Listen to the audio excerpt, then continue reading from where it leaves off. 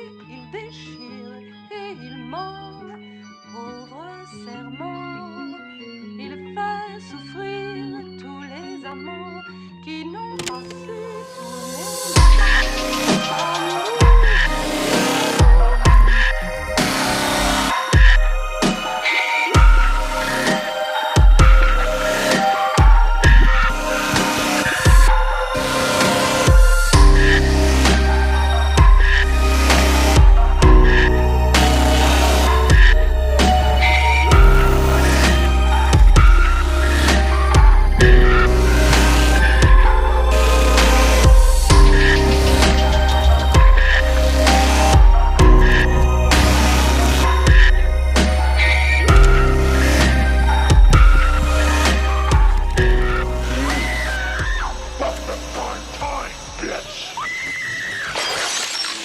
En 1968, un film à petit budget sort sur les écrans. Projet d'un réalisateur inconnu alors âgé de 28 ans, La Nuit des Morts Vivants deviendra quelques années plus tard une œuvre culte. Bien au-delà de l'œuvre culte, c'est la figure du zombie dépeinte par Romero dans La Nuit des Morts Vivants qui deviendra la pierre angulaire de la figure du zombie au cinéma. Si aujourd'hui le zombie contemporain court plus vite, est parfois capable de penser et présente d'autres variantes de la figure de Romero, c'est définitivement le zombie de Romero qui influencera la figure du zombie dans la pop culture. Lui qui s'inspira d'une autre œuvre pour créer son film, le livre Je suis une légende de Richard Matheson. Romero ira jusqu'à dire « Le roman de Richard Matheson m'a donné l'idée d'humains se transformant pour devenir autre chose ». Dans le cas du roman, il s'agissait de vampires. Et puis, j'avais en tête de faire une fable sur la révolution et les changements dans le monde, l'émergence de la nouvelle société. Et dans notre cas, une nouvelle société dévorant l'ancienne. C'est à partir de cette allégorie que nous avons créé ces nouveaux zombies, sans même en être vraiment conscients. Et si le film par son manque de budget paraît bien sommaire, c'est justement cet aspect-là qui fait son charme et nous plonge dans une immersion efficace dans l'horreur chez les rôdeurs. Il instaure une ambiance claustrophobique, anxiogène et ne ménage pas son spectateur. Ainsi, le film que Variety qualifiera d'orgie intégrale de sadisme deviendra l'un des films indépendants les plus rentables de l'histoire du cinéma.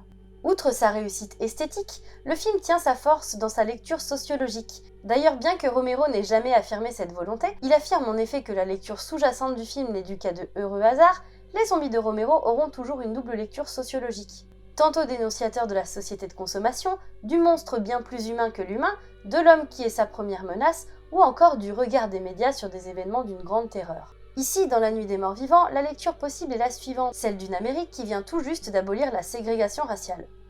Le choix de Romero de mettre en avant un héros noir n'est donc pas anodin, un héros qui deviendra l'une des figures majeures du cinéma d'horreur, comme nous l'affirme le documentaire Aurore Noire que je vous conseille fortement.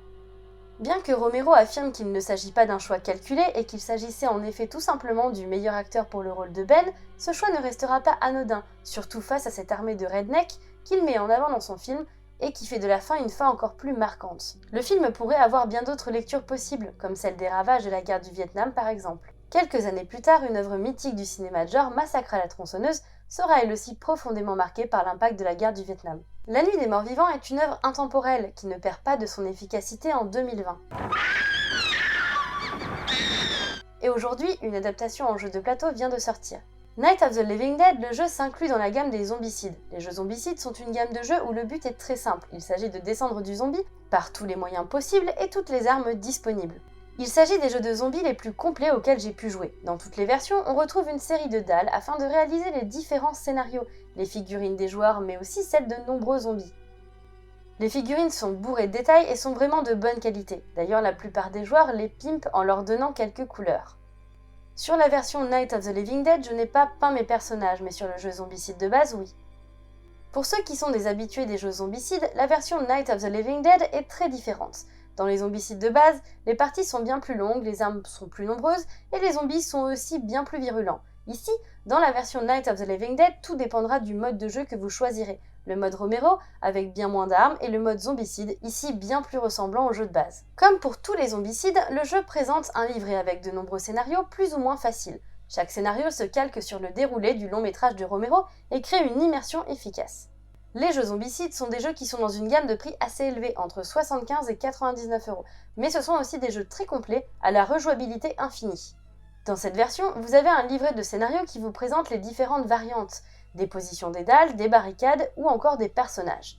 Le petit plus par rapport à la version simple du zombicide, les supports en plastique pour chaque personnage, qui permettent de former votre main, votre deck, et ainsi de voir vos vies disponibles, vos points d'XP, vos poches, ou encore vos cartes personnages. Pour ce qui est des cartes, leur contenu ne change pas énormément, elles s'adaptent juste aux références du film. Si vous êtes en mode Romero, les armes seront assez faibles contrairement aux zombicides de base. Et vous trouverez pas mal de planches afin de barricader la maison, ici encore comme dans la nuit des morts vivants.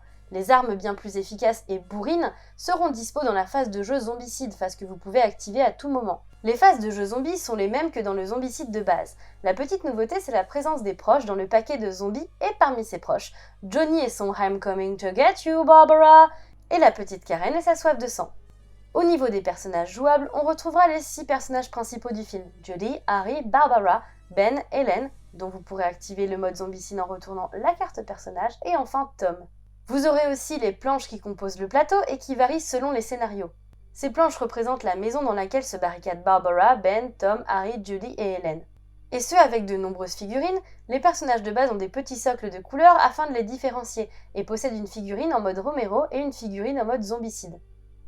Concernant la mise en place de la partie, tout se joue en fonction du scénario choisi. Il suffira alors de mettre les tuiles en place selon les indications et suivre le déroulé. Chaque scénario tient sur une page et met en place l'action avec un petit paragraphe qui sert en quelque sorte d'histoire en background pour commencer la partie. Ici, comme je le mentionnais précédemment, les scénarios suivront le déroulé du film, ce qui est vraiment un bon point. Se calquer sur le long métrage sur son histoire apporte vraiment un plus au jeu et montre une vraie volonté de l'adapter en accord avec le film, et pas juste d'utiliser la licence sans faire un réel effort. Pour la vidéo, nous avons fait une partie courte sur le premier scénario et il n'y a pas à dire, on a été très mauvais sur ce coup-là. Pourtant, on avait déjà fait le premier scénario plusieurs fois sans problème, comme quoi. Si vous jouez à 2, comme nous, chacun des joueurs aura 3 personnages à jouer.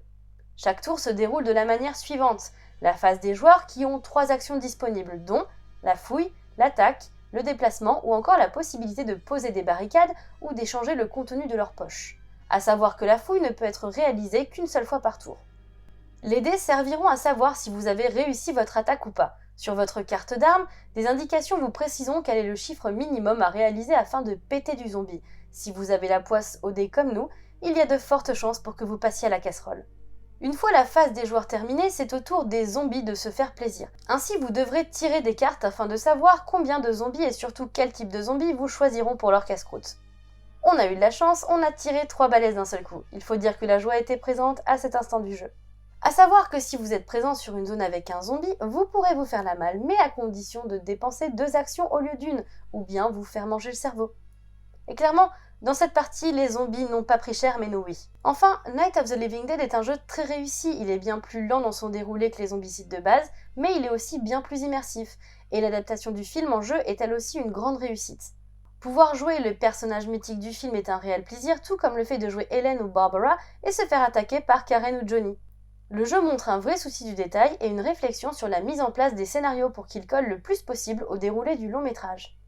Pour ne rien gâcher, trouver une adaptation du film culte de Romero parmi la gamme tout aussi qualitative des jeux zombicides présente une valeur sûre. Les figurines sont toujours aussi détaillées et soignées que pour les autres jeux de la gamme, et le petit deck des personnages représente un réel ajout. Après plus de 3 scénarios effectués, je suis réellement conquise par Night of the Living Dead Zombicide, et je le préfère largement au Zombicide classique. Et pour finir, le jeu est 20 € moins cher que la boîte Zombicide classique, donc ce n'est que du plus. Enfin, je terminerai cette vidéo sur les mots de Romero dans la préface du livre Zombie, une histoire illustrée des morts vivants de Jovanka Vukovic. Avec ce livre que vous tenez entre vos mains, Jovanka The Vuk Vukovic nous offre une histoire des zombies au cinéma et dans la littérature.